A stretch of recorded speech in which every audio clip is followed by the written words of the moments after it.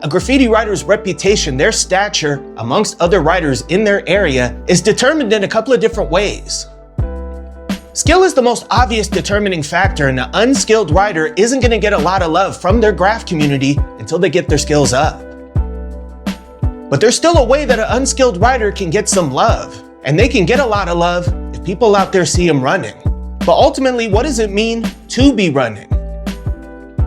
But let's talk about this outdoors in the streets, and especially instead of talking about what it looks like when somebody's running, let's go out here into these streets and I'll show you guys what it looks like when you see the same names over and over again and you see somebody really running. And I predict that there's gonna be some names here that you're gonna see multiple times in multiple mediums. But I do have to tell you guys, in doing something like this, there is a very thin line. And that thin line is between showing love, giving somebody props, showing appreciation for the work that somebody's put in, and putting them on blast. For the truly prolific out here in Asheville, they're already on blast. Non-writers talk about these people. You hear people talking about dad bod especially, and there isn't too much I can do to raise this person's profile. And with all that said, starting with this neighborhood right here, let's go see who's running. And probably in most places that have areas like this where you just see a lot of hillside, you see a lot of trees, you don't really see all that many people. You know, you see cars passing by. There's a mall that's not that far from here. But in most places like this, you probably wouldn't find a lot of Graff. You wouldn't find a lot of people that do Graff. You might not even find all that many people that are into Graff. But in Asheville, you find Graff in all kinds of places just like this. Doesn't matter if there's people around, doesn't matter if it's just propane and propane accessories, you still find Graff. And out here today, I haven't been out in the streets all that long today, and I'm already seeing CWC up. And I have a feeling it's gonna be far from the last time I see them up out here.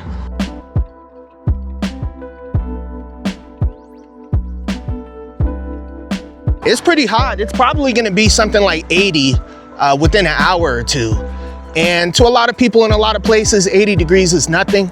I've gotten kinda used to it, but you guys gotta remember, I'm a San Francisco city fool. I'm used to it being maybe 65 at the highest all throughout summer. So this 80-degree stuff being out here, it's gonna have me looking kind of crazy. I might be out here just walking around sweating and stuff.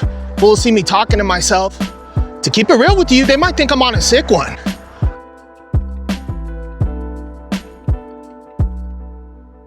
And also, not too long after coming out here, I'm already seeing dad bod up.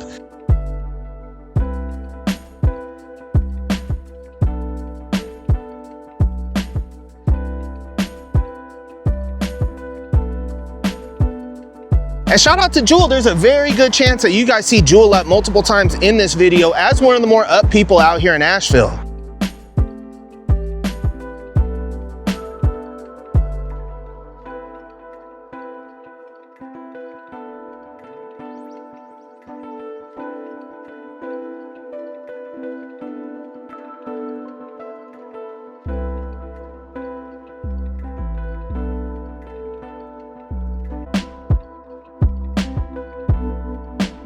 So as you guys might be able to tell, this is a pretty desolate location. There's not a lot going on. There is fresh Graff right here. You can see the 2025 right there on that throw. But this was an area that suffered greatly because of Hurricane Helene. You see a lot of destruction over here. You see a lot of messed up buildings. You see stuff just broken. And what you saw a lot after the hurricane in that river right down there, the Swannanoa River, was just cars. It was just a lot of refuse. It was a lot of debris. It was a lot of nastiness. Anytime you pass by here, you got instant reminders of what happened.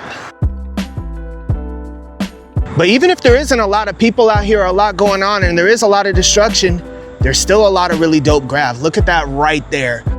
Two really dope pieces in a really dope spot. And just, I saw this from the road. I had to come over and see who was up. Shout out to everybody doing their thing out here in Asheville. But just in this very small little area that I've been to so far, I've already seen some really dope Graff. And just being in this little area right here, I've been able to give you guys an impression of what it looks like when somebody's running, what it looks like when a crew's running, what it looks like when an individual rider is running. But for a rider to be truly running, it's not about just being up in one area, it's about being up in multiple areas. So let's head out to another area and see who we see. And this next area that I've taken you guys to is West Asheville. I've been out here before. In my first video where I was really running around Asheville, taking pictures and taking videos and stuff, I took you guys to West Asheville. And it's an appropriate place to come out to because you see a lot of Graff out here.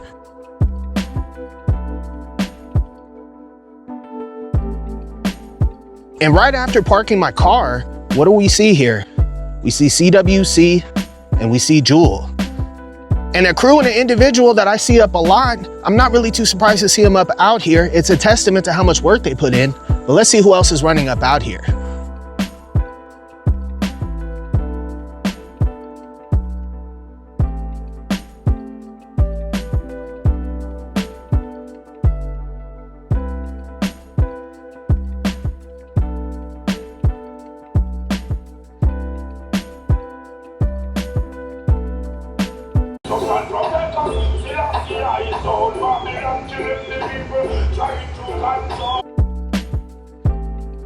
In this area, you're not gonna see a lot of throw-ups and pieces. You're not even gonna see too many characters like this one. But what you will see is a lot of hand styles like this one.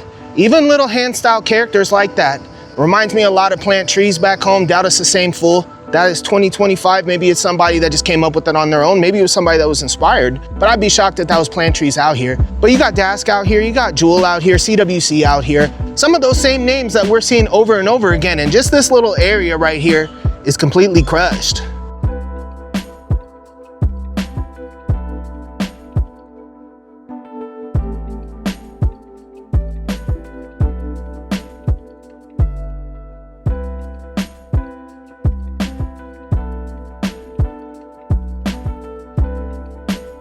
Also in this neighborhood, as you guys can see, you see a fair amount of political graffiti too. This is a pretty left-wing area, and in these areas that have a fair amount of people, the politics are fairly left-leaning. In some of the parts of the county and even some of the parts of Asheville that don't have as many people, it's very much the opposite. But at least out here in West Asheville, you see what people are on, you see the timing people are on, and you see what people believe in. And in terms of being up in this parking lot, nobody's more up than this fool right here. I've seen this fool up with like 3-4 throws within a span of maybe 20 or 30 feet.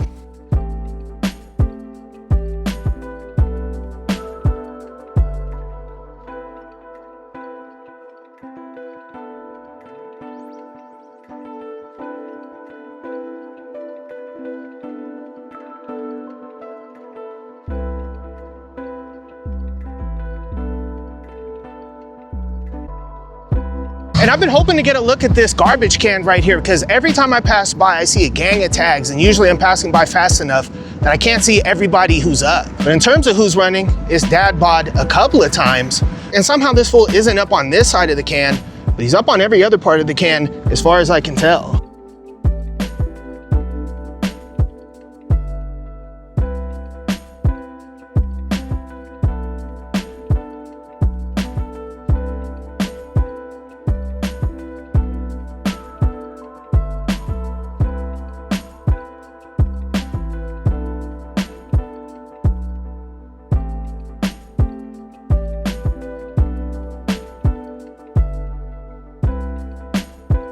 So far in this video, you've seen a couple of examples of riders and crews that are up in multiple locations. But to be honest with you guys, these two neighborhoods that we hit are both pretty friendly locations for Graff. But what does it look like Graff-wise when we hit a location that isn't so friendly? And the next location I'm taking you guys is very much one of these areas called Biltmore Park.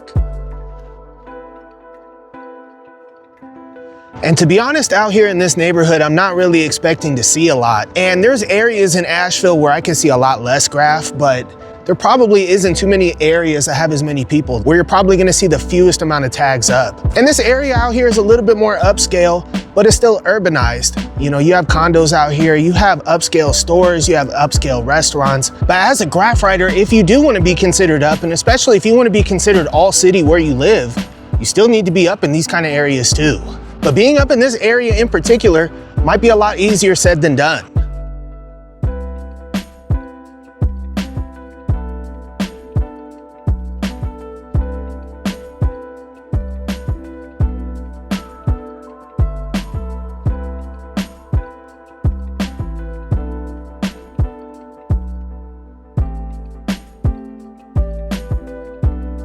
And some of you guys might be wondering, back in San Francisco, Connor, in these kind of more so upscale neighborhoods, would you see Graff? And to be honest, absolutely. You definitely wouldn't see as much of it, and it would really just be relegated to just hand styles and maybe stickers. And I can tell you, screw tagging in some of those neighborhoods, just walking through some of those neighborhoods, you can feel the people in those neighborhoods calling the police on you already. And you kind of knew, even outside of tagging, like I go over here, it's gonna be something stupid. So if I need to be over here, let me go do my thing and get up out of there. But even in some of those areas, you'd see stuff like this. You see the garbage cans, especially the dumpsters, all crushed. But you don't see any of that out here. And typically something like this, a little railing like this, would have at least one tag on it. But so far, I'm not seeing anything over here.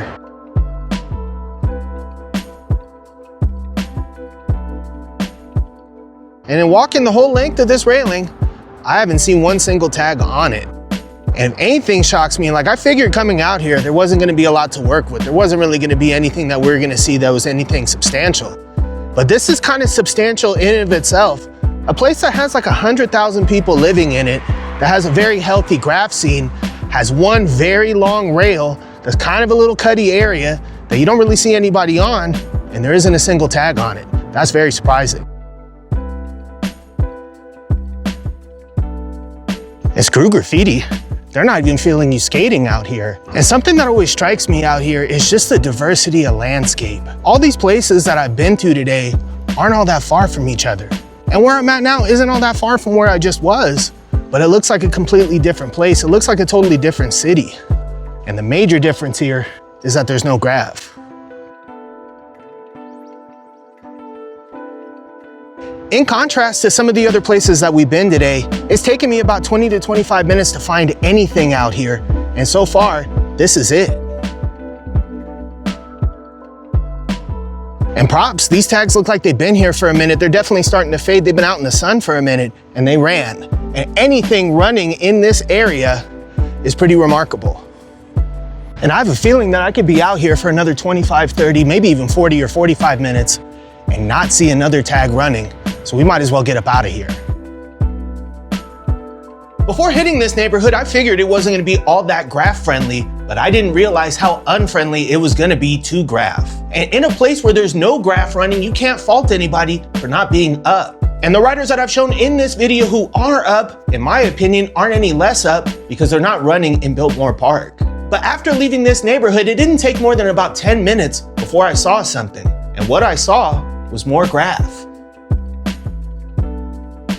And while this graff right here looks a little amateurish, it looks like somebody that might be new, especially isn't too used to using cans, we got other graff too. And what do we see right here? At this point, a very familiar name, Jewel from CWC. And ultimately, when somebody's really up, this is what it looks like. You see them up with stickers, you see them up with pieces, throws, and especially tags, and tags in little areas like this. They're up in these places too. And ultimately, that's what it means to be running.